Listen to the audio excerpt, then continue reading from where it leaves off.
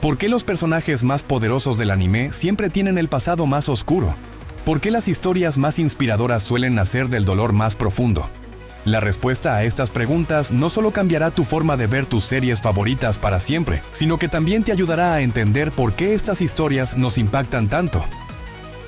Hola, Anime Enigmas. Hoy nos sumergimos en uno de los elementos más profundos y complejos del anime, el trauma y cómo da forma a nuestros personajes favoritos. No estamos hablando simplemente de historias tristes o de personajes que han sufrido. Vamos a explorar cómo el anime utiliza el trauma para crear algunas de las narrativas más poderosas y significativas del medio. ¿Por qué tantos protagonistas de anime son huérfanos? ¿O por qué las series más populares suelen tener personajes que han experimentado pérdidas devastadoras? ¿Cómo es posible que el anime logre convertir el trauma en poder sin trivializarlo? Y quizás lo más intrigante, ¿qué nos dice la representación del trauma en el anime sobre la sociedad japonesa y sobre nosotros mismos? Prepárate para un viaje a través del lado más oscuro del anime, donde descubriremos cómo el dolor se convierte en fuerza y cómo las heridas más profundas pueden dar lugar a las historias más inspiradoras.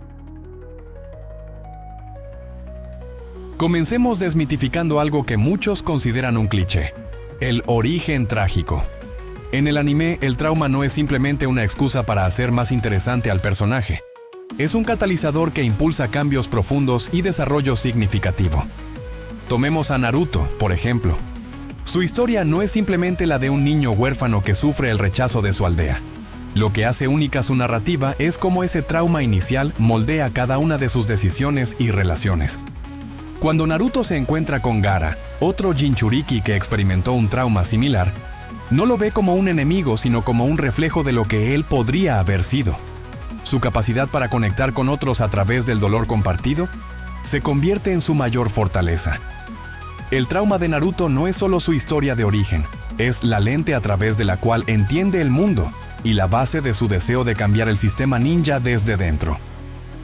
Emma de The Promised Neverland nos muestra otro aspecto fascinante del trauma.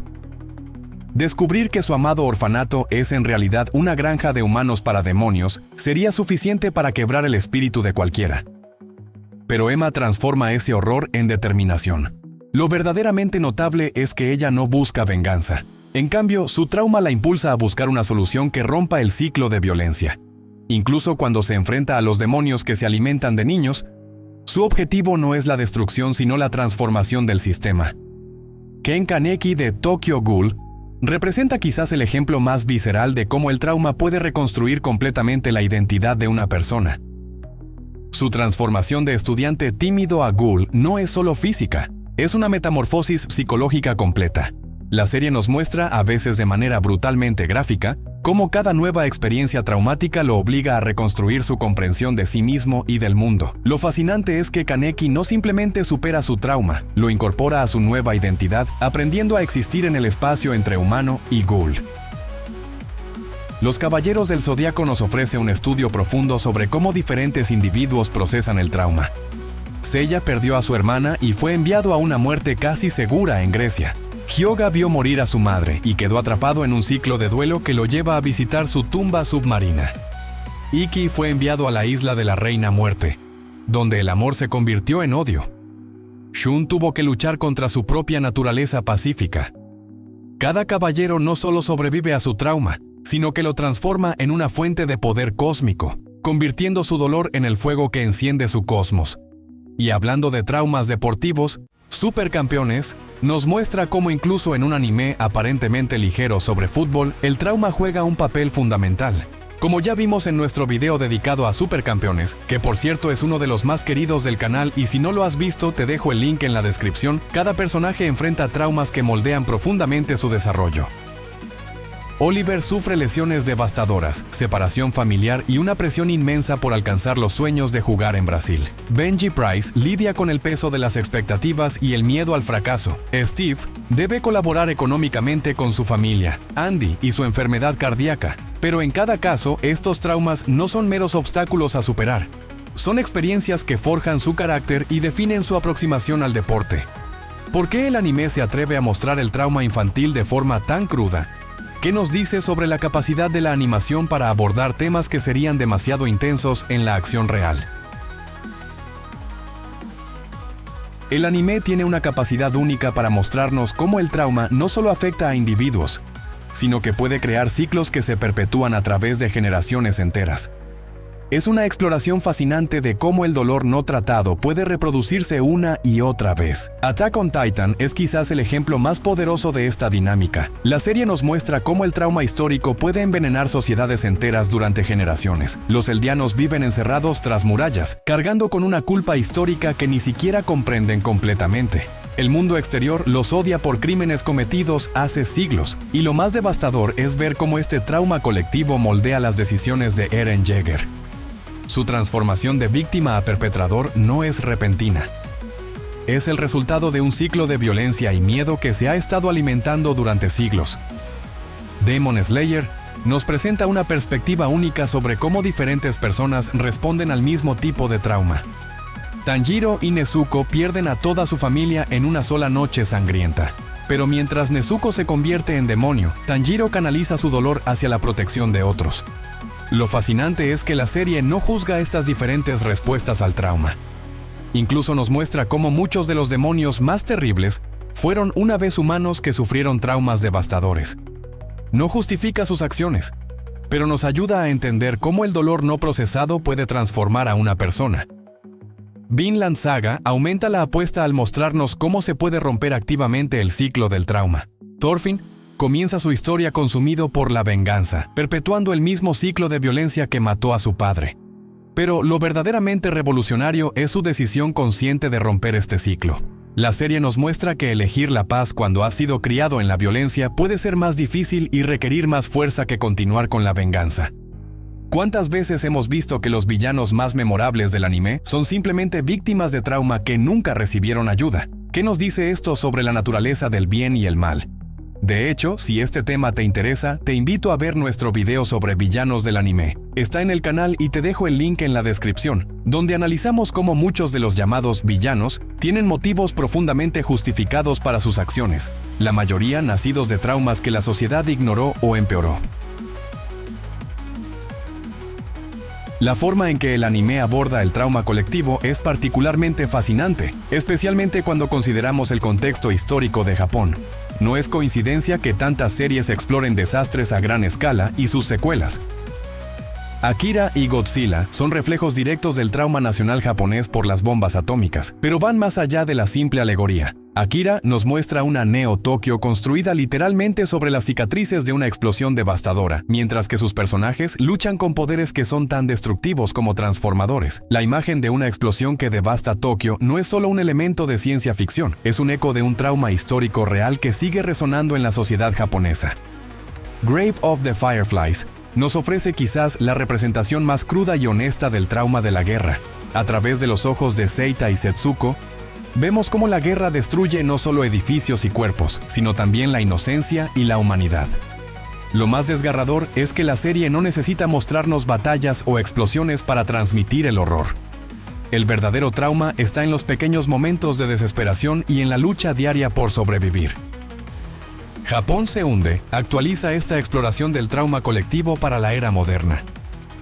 No solo muestra el impacto inmediato de los desastres naturales, sino cómo una sociedad entera intenta procesar y recuperarse de una catástrofe.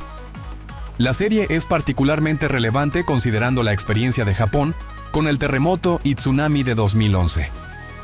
¿Cómo es que un medio como el anime puede abordar traumas históricos tan profundos de una manera que resulta accesible incluso para audiencias jóvenes?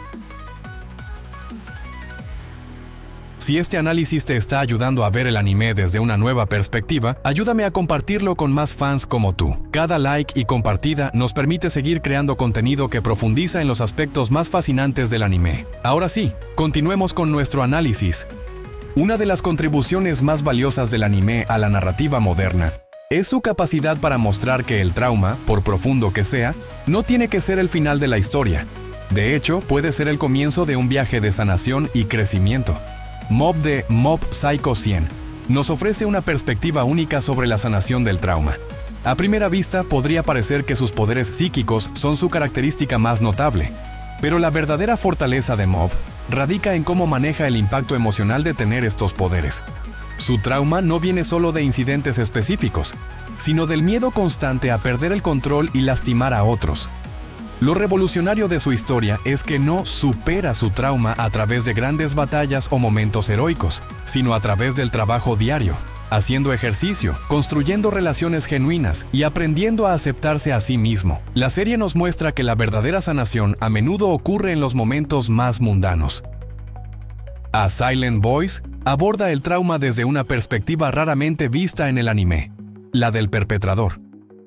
Shoya Ishida comienza la historia como un abusador que traumatiza a Shoko, una estudiante sorda, solo para enfrentarse años después a las consecuencias de sus acciones. Lo fascinante es cómo la serie explora el trauma tanto de la víctima como del abusador, mostrando que la sanación requiere esfuerzo de ambas partes. No es una historia de perdón fácil o redención instantánea. Es un retrato honesto de cómo la recuperación del trauma es un proceso largo y complicado, que requiere voluntad genuina de cambio.